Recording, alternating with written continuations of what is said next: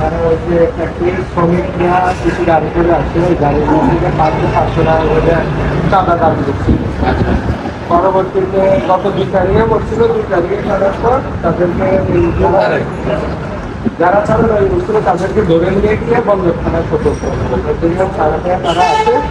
আসার পর আজকে ওই পুরাতন ঘটনা প্রেক্ষিতে আজকে তাদের বাসগুলা আটক ধরে নিয়ে আসে বন্দরখানায় সতর্ক করেছে। নামদারি চিহ্নিত মামলা হয়েছে।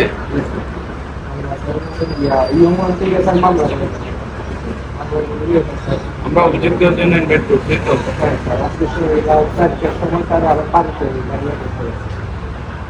পরবর্তীতে শ্রমিকরা খেতে গেছে, খেতে গিয়ে রাস্তা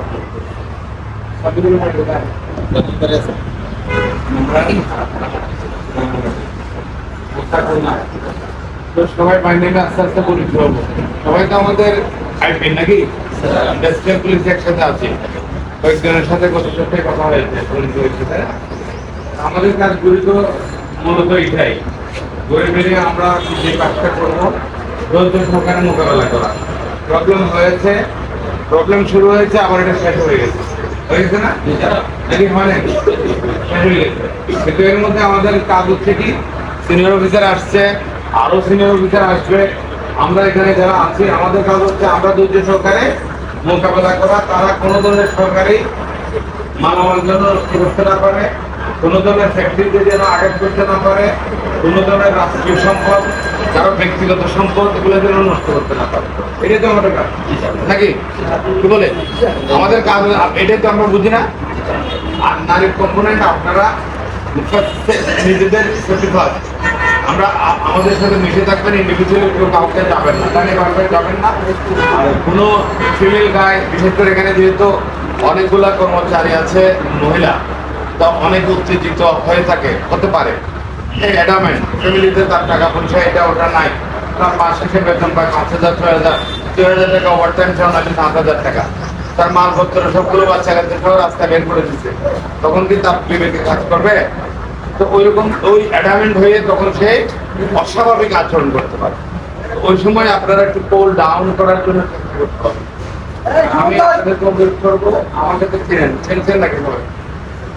অস্থায়ী ক্যাম্প, এটা ইপিজেড অস্থায়ী ক্যাম্পের আপনাদের সাথে তো ঘটনাটা সুখে দুঃখের সাথে আর কি।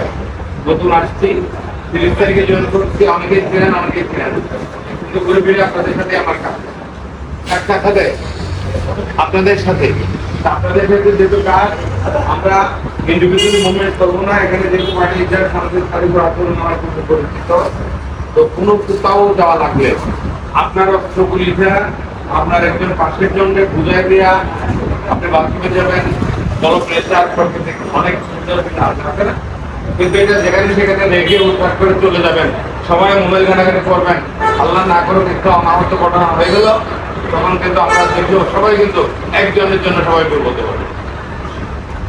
কথা কি বুঝতে পারছি? আমরা এখানে কেউ কি বড় লোক আছে, অনেক বড় লোক আছেন, আমরা কেউ মধ্যবিত্ত আর কেউ নিম্ন মধ্যবিত্ত পরিবারের। আমি কিন্তু ব্যক্তিগতভাবে বলি আমি নিম্ন মধ্যবিত্ত পরিবার, আমার প্রয়োজন আছে, প্রয়োজনের তাগিদে আমি চাকরি চাচ্ছি, ঠিক কিনা? তা আপনাদেরও যদি এমন হয়, যদি এরকম মনে করেন, তাহলে একটু দয়া করে প্লিজ চাকরিটা দিকে খেয়াল রাখবেন। আপনার জন্য যেন আপনার পার্টি ইনচার্জ গালি না শুনে, গালি শোনা বড় কথা নয়, এই যে এমন অস্ত্র এই মুহূর্তে আমার একটা আর্মস নাই হয়ে গেল, এইটা নিয়ে বাড়ছে একটা হ্যাজার্ড না? এই যে সাসপেন্ড হওয়া, চাকরি ডিসচার্জ হওয়া, কত ভেজাল। আর এর মধ্যে আমরা যে কান পড়ানোর সংসার দেবাই, কান পড়ানোর সংসার কিনা এটা, এই জন্যই আমি সবাইকে অনুরোধ করবো, দয়া করে আমরা একটু ডিসিপ্লিন মধ্যে থাকবো, একটু বাইরে দেখেন, ডিসিপ্লিনের মধ্যে থাকবো, ডিসিপ্লিনটাকে মানবো, ডিসিপ্লিন মানতে কোনো ক্ষতি নেই। আর আপনাদের কোনো সুবিধা বিশেষ করে ক্যাম্পে যারা আছেন, ক্যাম্প থেকে আপনার ক্যাম্পে যারা সরাসরি, তারা তো আমার সাথে সরাসরি ইনভলভ।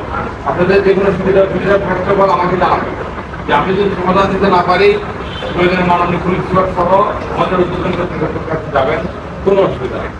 আর যারা এখানে আমাদের সাথে লাইন থেকে এসে ডিউটি করছেন, তাদের কাছে আমি কৃতজ্ঞ ব্যক্তিগতভাবে। যতক্ষণ আছেন আমরা মিলেমিশে পারফেক্ট জায়গায় একটু নাস্তা পানি খাই, জায়গায় একসাথে লাইন থেকে খাবার আসবে, ধৈর্য সহকারে আমরা ভিডিও করবো, কন্ট্রোল থেকে নির্দেশনা আসবে, তখন আমরা একসাথে কি করবো, মিটিং শেষ করবো। এইটুকু বলছিল। ধন্যবাদ সবাইকে, ব্রেকআপ।